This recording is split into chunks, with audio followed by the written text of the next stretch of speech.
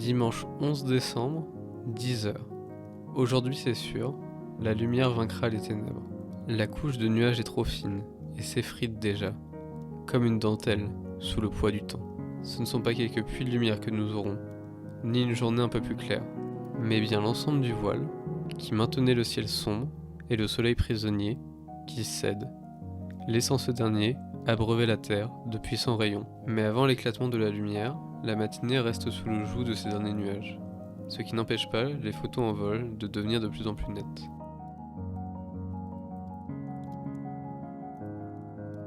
Ce matin sera également rythmé par les cris d'alerte des mésenjupées, visiblement celle de la dernière fois à ramener des amis.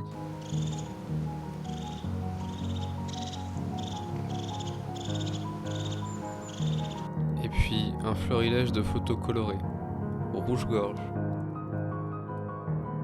mésanges et tourterelles sont de la partie. Madame Pinson viendrait presque nous manger dans les mains. Mais Madame Merle n'est pas sans reste non plus.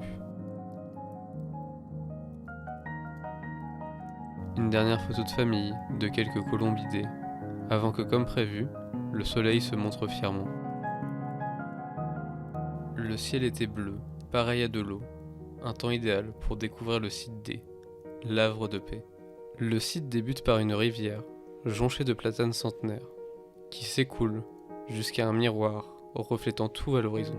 Et puis, continuant son chemin, elle traverse une zone plus urbanisée et un parc, avant de disparaître derrière d'épaisses forêts et des champs. Décidément, le bleu de cette rivière est magnifique, à la fois profond et transparent, mais il n'est rien comparé à celui de l'éclair qui frappe subitement la surface de l'eau. Alcedo Atis, maître des cours d'eau, vient de saisir un poisson sous nos yeux. Le martin pêcheur est en effet passé maître dans son domaine. Il est capable de repérer sa proie depuis son habituel perchoir et de s'en élancer pour fendre la surface de l'eau et s'en saisir. La poussée d'Archimède, résultant de l'air emprisonné sous son plumage, s'occupe ensuite de le faire remonter indemne à la surface.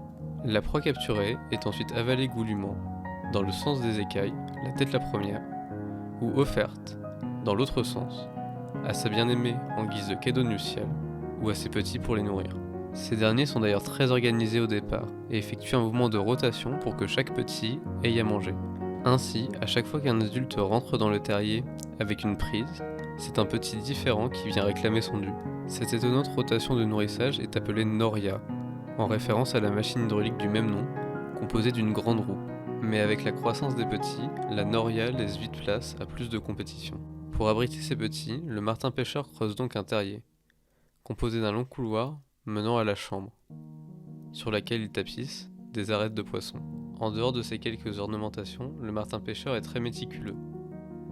Les arêtes des poissons digérés sont rejetées en pelote de réjection, comme pour les rapaces, et sont systématiquement éliminées du nid.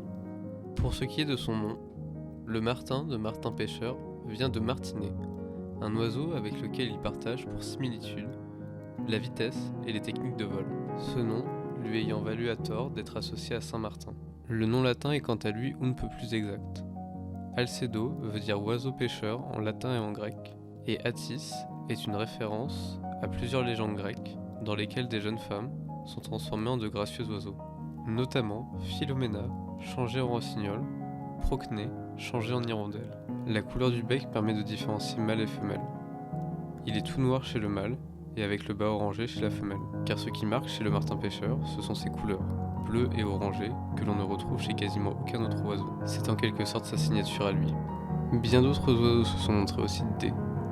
Grèbe, foulque, piquemar, grive.